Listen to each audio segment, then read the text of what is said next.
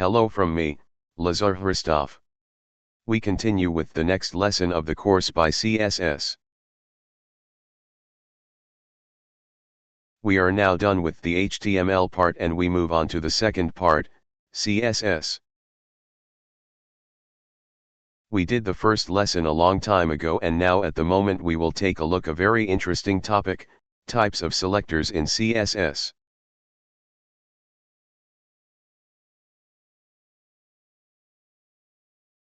Selectors are part of CSS, the rules that specify the browser for exactly which elements of the HTML page the given style will be applied.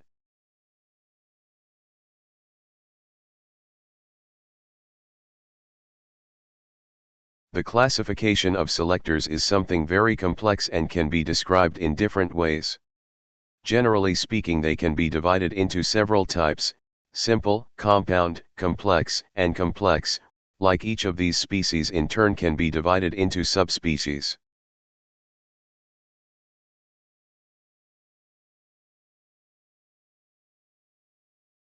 It can also be set same rule for multiple selectors. So that you do not get confused in this matter, we will look at successive examples of the mostly more commonly used selectors. It's in the PDF file. But now, in this tutorial, we won't go into selectors in that much detail, because otherwise you will have to let's do 7 to 8 lessons just for this part. Which I don't think is necessary provided you have the PDF file, where everything is described in detail. Therefore, here we will focus only on the most important things. So, that's why I'll open first the content to see selector types. The first most important kind are type selectors, or so-called tag selectors.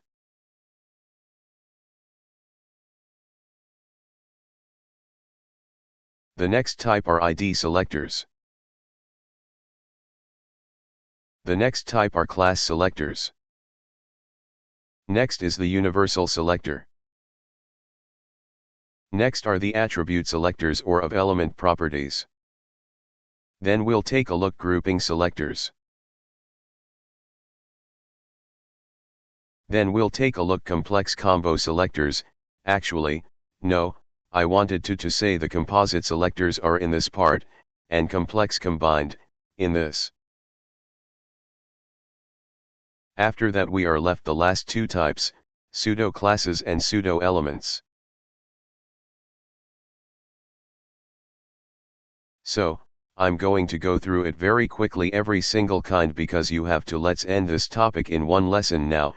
Who wants, can be in the PDF file read in detail. It has many examples, which are free to download wherever it is. An example is given with each major selector.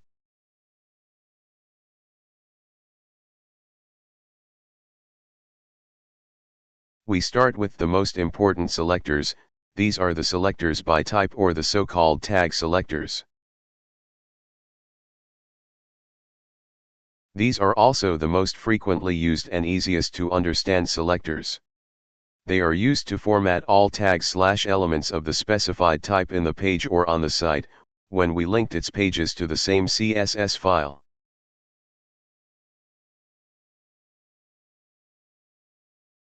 As a starting example, we will create an HTML page with 3 paragraphs and we will test on it. The original code will be as follows. Here it is: color, red, background color, light blue, and that's it.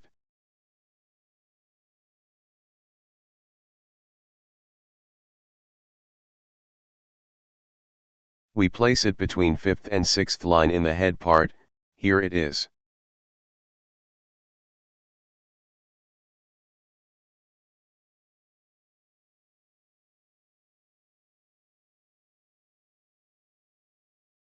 So the selector is here, the paragraph tag P, and through it we set red color of the text, through the color attribute with value red, and a light blue background, via the color attribute with value light blue.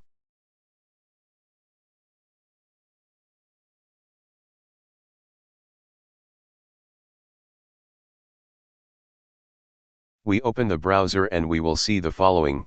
here we see that all paragraphs are colored red and the background is light blue.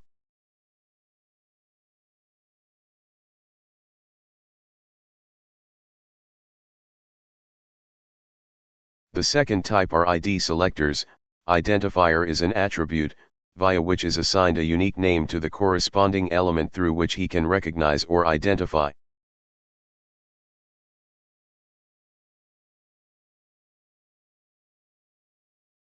The ID selector is used for formatting of the page element it is on set the same unique name.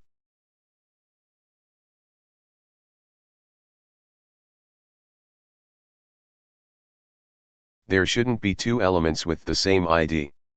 Now, simply put, if we want write on a certain paragraph yes set some different formatting, we put an ID on it and then we apply a style to this ID specifically for it.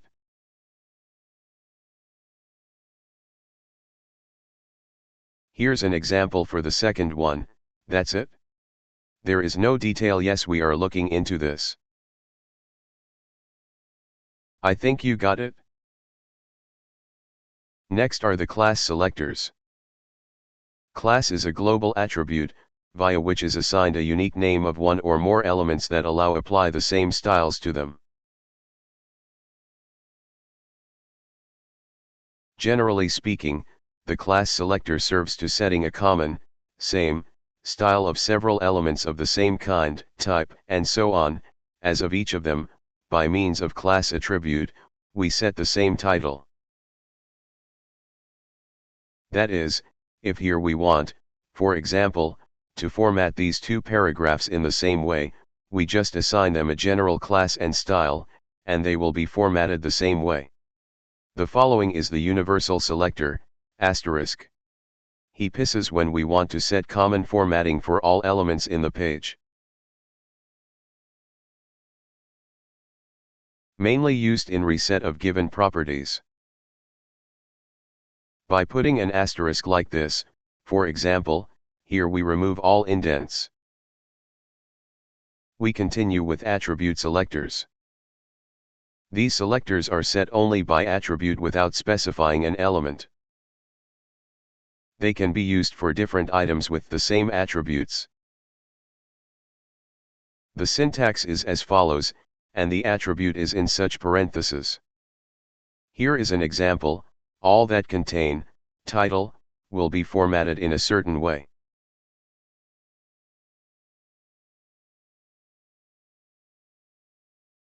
Next are the attribute selectors. These selectors are set to give an attribute and its value, that is, they only apply for an attribute with this value. The syntax is, attribute equals a value. Here I also give a relevant example for that. Special ones can also be used here. Symbols, I have looked at examples.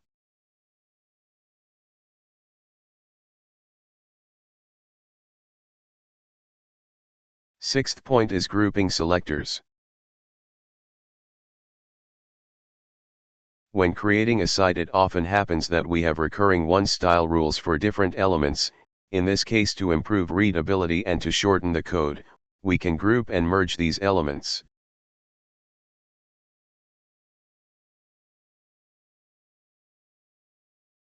They can be not only tags, selectors ID, class, and other selectors.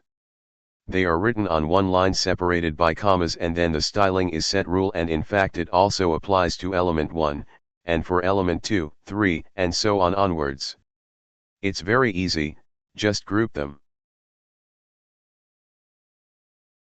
Before we move on to the next one lesson from point 7, I'd rather end this lesson here, because the following points are also quite long, and now I thought it better to part this topic in 2 lessons.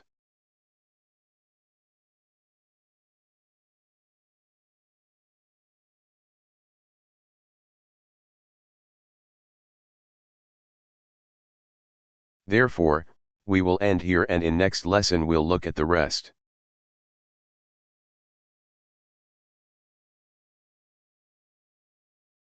That's all for this tutorial. Best regards.